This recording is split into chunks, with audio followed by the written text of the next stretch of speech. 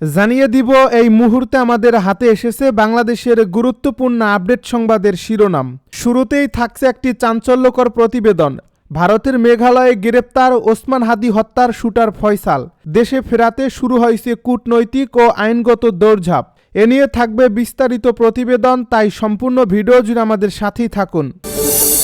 এবারে থাকছে পরাজিত শক্তির বাধা পেরিয়ে নির্বাচনের দিকে যেতে চাই বলে মন্তব্য উপদেষ্টা রিজওয়ানার। সব শেষে জানিয়ে দিব ওসমান হাদির হত্যাকাণ্ড নিয়ে রহস্যময় তথ্য জানালেন ঝুমা। এতক্ষণ শুনছিলেন হাতে থাকা আপডেট সংবাদের শিরোনাম, এবারে বিস্তারিত।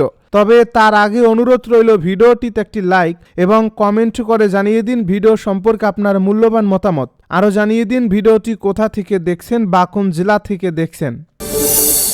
ভারতের মেঘালয়ে গ্রেপ্তার ওসমান হাদি হত্যার শুটার ফয়সাল।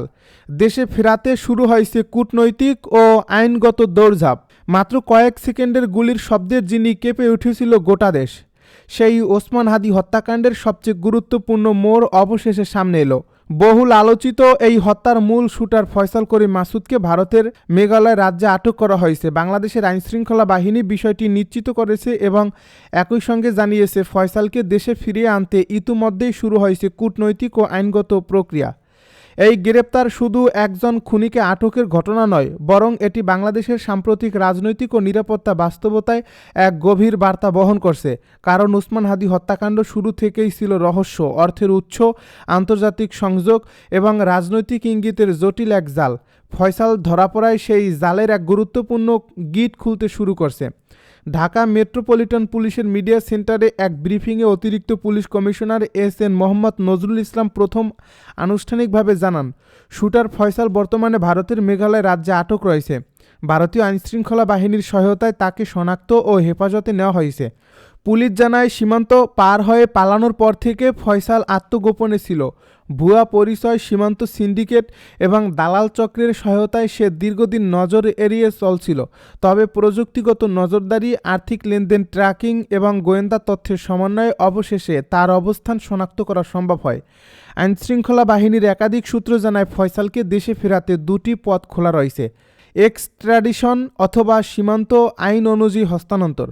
যেহেতু হত্যাকাণ্ডটি বাংলাদেশে সংগঠিত এবং আসামি বাংলাদেশের নাগরিক, তাই তাকে ফেরাতে ভারত সরকারের সহযোগিতা পাওয়ার ব্যাপারে আশাবাদী ঢাকা।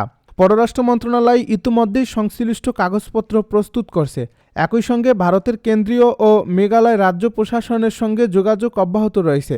স্বরাষ্ট্র মন্ত্রণালয়ের একটি সূত্র জানায়, এটি শুধু একটি ক্রিমিনাল কেস নয়, রাষ্ট্রের জন্য স্পর্শকাতর বিষয়, তাই সর্বোচ্চ গুরুত্ব দিয়ে বিষয়টি দেখা হচ্ছে। এদিকে স্বরাষ্ট্র উপদেষ্টা সাংবাদিকদেরকে বলেন, ওসমান হাদি হত্যার বিচার অন্তর্বর্তী সরকারের আমলেই সম্পন্ন হবে।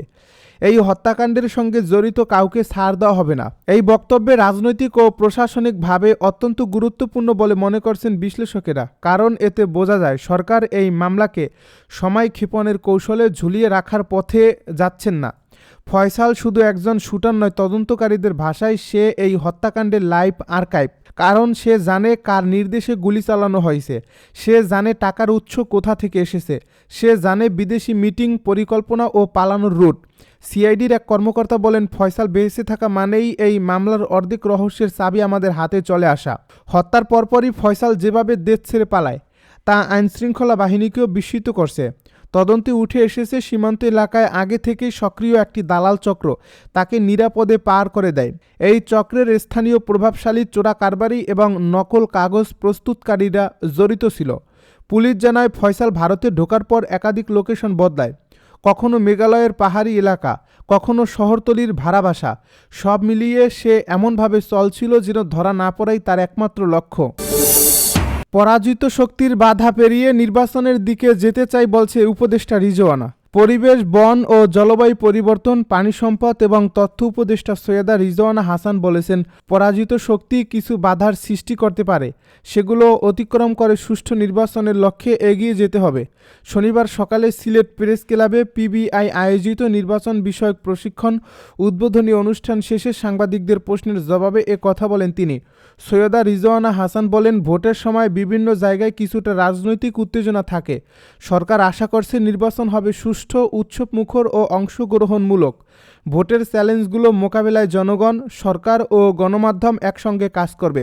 তিনি আরও বলেন, আমরা যে ভোটের আয়োজন করছি তা প্রায় ১৬ বছরের স্বৈরাচারী শাসনের পতনের পরে। মনে রাখতে হবে, একটা স্বৈরাচারী শাসন ব্যবস্থা থাকলে সব ব্যবস্থায় তার লোকজন ঢুকে পড়ে, মনস্তত্ত্ব এমন হয়ে যায়।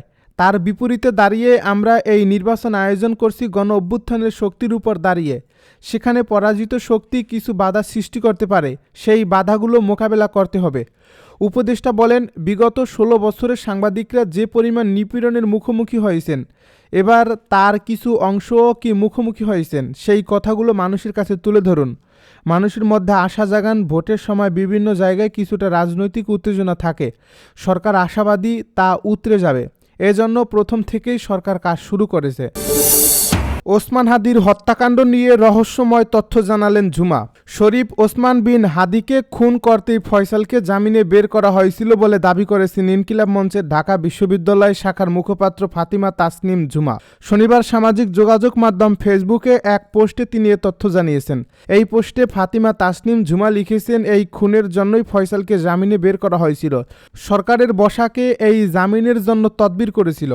কোন জজ এই রায় দিয়েছিল, সে কার রিক্রুট করা, কোন আইনজীবী জামিন করিয়েছে, কার চ্যানেলে সেই ইনকিলাবে এসেছিল। তিনি আরও লিখেছেন, কবির নামে যাকে গ্রেপ্তার করা হলো তিনি সেন্টারে যেদিন প্রথম অ্যাটেম্পট নেই সেদিন ফয়সালের সঙ্গে ছিল। ফয়সাল ছাড়া তার কাছেও লিড থাকার হাই চান্স আছে। তবুও কেন মামলার অগ্রগতি নেই?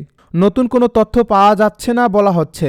এই প্রশ্নগুলোর উত্তর অনুসন্ধানী সাংবাদিকরা জাতির সামনে উন্মুক্ত করলে অনেক জট খুলে যায়। এর আগে ত্রয়োদশ জাতীয় সংসদ নির্বাচন ও গণভোটের তফসিল ঘোষণার পরদিন গত ১২ ডিসেম্বর দুপুরে ঢাকার পুরানা পল্টনের বক্স কালভার্ট রোডে ওসমান হাদিকে মাথায় গুলি করে দুর্বৃত্তরা।